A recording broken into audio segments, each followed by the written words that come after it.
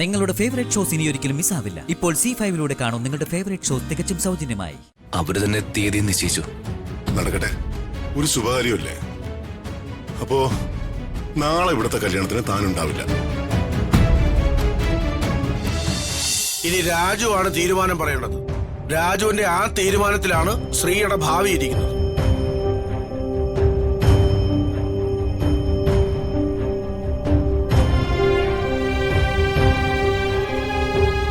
രാജു എന്തു പറയുന്നു? എനിക്ക് ഒന്നാലോചിക്കണം.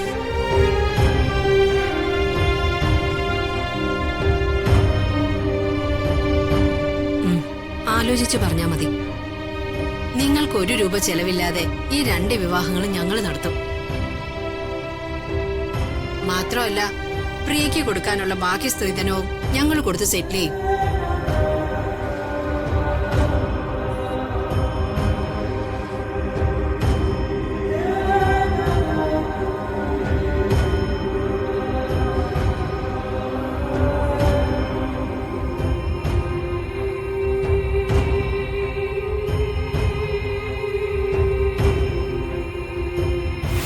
നിങ്ങൾക്ക് 1 രൂപ ചെലവില്ലാതെ ഈ 2 വിവാഹങ്ങളും ഞങ്ങൾ നടത്തും. മാത്രമല്ല, പ്രിയയ്ക്ക് കൊടുക്കാനുള്ള ബാക്കി സ്ത്രീധനവും ഞങ്ങൾ കൊടുത്ത് സെറ്റിൽ ചെയ്യും. ഞാൻ എസ് പറഞ്ഞ ശ്രീക്ക് ആഗ്രഹിച്ച ജീവിതം, പ്രിയക്ക് വീട് പണി തീർക്കാനുള്ള പണം, എല്ലാവരുടെയും സ്നേഹം. ഞാൻ നോ പറഞ്ഞ പ്രതീക്ഷയുടെ 1-ാം പടവിൽ നിൽക്കുന്ന എന്റെ കുടുംബം നിരാശയുടെ താഴത്തെ പടിയിലേക്ക് വീഴും. അവരുടെയൊക്കെ മുമ്പില് ഞാൻ വെറുക്കപ്പെട്ടവനാവും. രാജുവിന്റെ ആ തീരുമാനത്തിലാണ് ശ്രീയുടെ ഭാവി ഇരിക്കുന്നത്.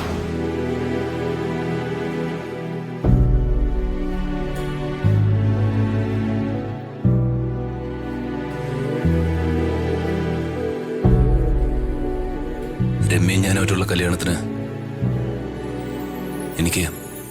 എനിക്ക് സമ്മതം. നിന്റെ വാക്ക് എനിക്ക് വിശ്വാസം. എന്റെ കൈ തൊട്ട് വാക്ക് പറ.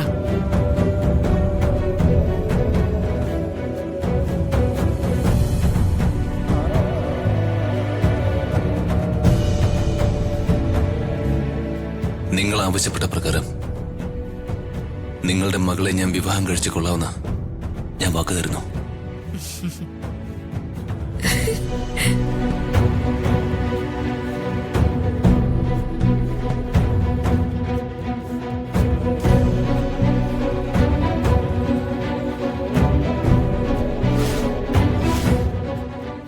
മോനെ, നിനക്കറിയോ ഈ ആഭരണങ്ങൾ ഏതാണെന്ന്?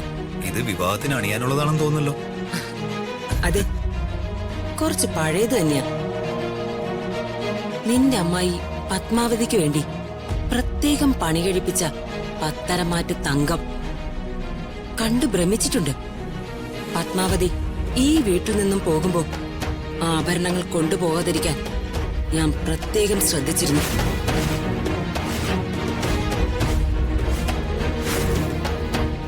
നിധി കാക്കുന്ന ഭൂതത്തെ പോലെ ഇത്രയും കാലം ഞാനിത് സൂക്ഷിച്ചു കൊണ്ടുവന്നത് നിന്നിലൂടെ ഇതെനിക്ക് സ്വന്തമാക്കാനാ ദീപകെ. അമ്മ ആഗ്രഹിച്ചതെല്ലാം നടക്കാൻ പോവാ. ബാങ്കിൽ നിക്ഷേപിച്ചിരിക്കുന്ന കോടികൾ, അതിരില്ലാത്ത ഭൂസ്വത്ത്, സ്വർണം, അങ്ങനെ എല്ലാം, സർവവും ഇനി നമുക്ക് സ്വന്തം.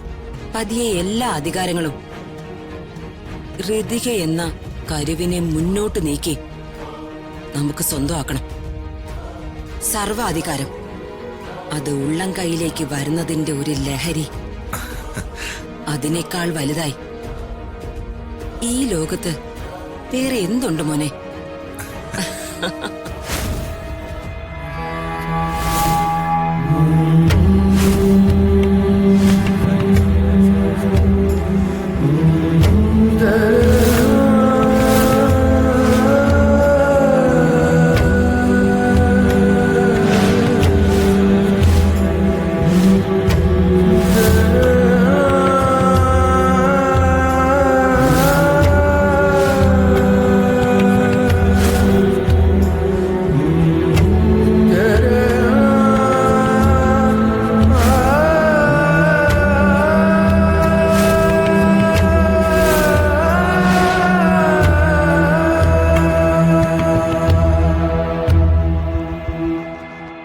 ഇതെന്റെ ഒരു ഗിഫ്റ്റാ.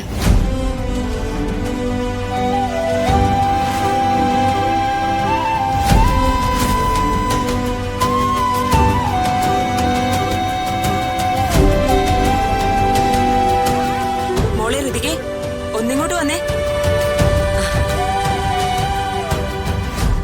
ദീപകെ, ഋതുമോളുടെ അടുത്തേക്ക് നിൽക്കേ.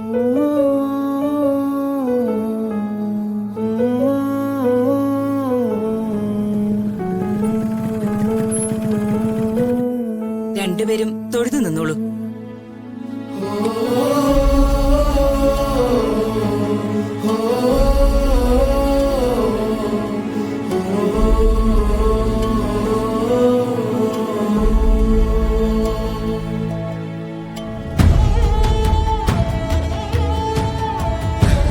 ദാ, നാളെ ഋതുമോള് ധരിക്കാനുള്ള ആഭരണങ്ങളാ. എന്താ രാജു? വീട്ടില് ചില വിശേഷങ്ങളുണ്ട്. വളരെ പെട്ടെന്ന് തീരുമാനിച്ചതാ. എന്താ അത്? ഇളയ പെങ്ങളുടെ വിവാഹം നാളത്തേക്ക് ഉറപ്പിച്ചിരിക്കുന്നു. അതെന്താ രാജു? ഇവിടെ ഒരു വാ നടക്കുകയല്ലേ, അതിനിടയിലാണോ? ചില കോംപ്ലിക്കേഷൻസ് ഒക്കെ ഉണ്ടായിരുന്ന ആലോചനയാ. ഓ, ചെറുക്കന്റെ ആൾക്കാരൊക്കെ വന്നിട്ട് പെട്ടെന്ന് തന്നെ അതങ്ങ് ഉറപ്പിച്ചു. അവര് തന്നെ തീയതി നിശ്ചയിച്ചു. നടക്കട്ടെ, ഒരു ശുഭകാര്യമല്ലേ. അപ്പോ നാളെ ഇവിടുത്തെ കല്യാണത്തിന് താനുണ്ടാവില്ല. അതെ സർ. ശരി, ആയിക്കോട്ടെ. മോനെ ദീപകെ, വാ.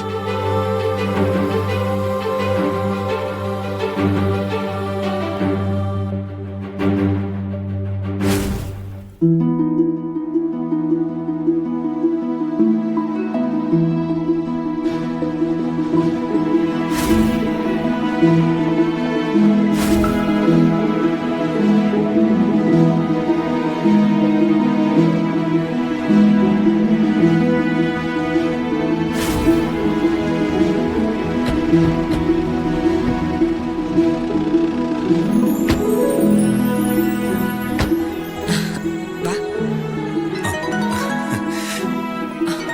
അമ്മേ, നീ ചെല്ല.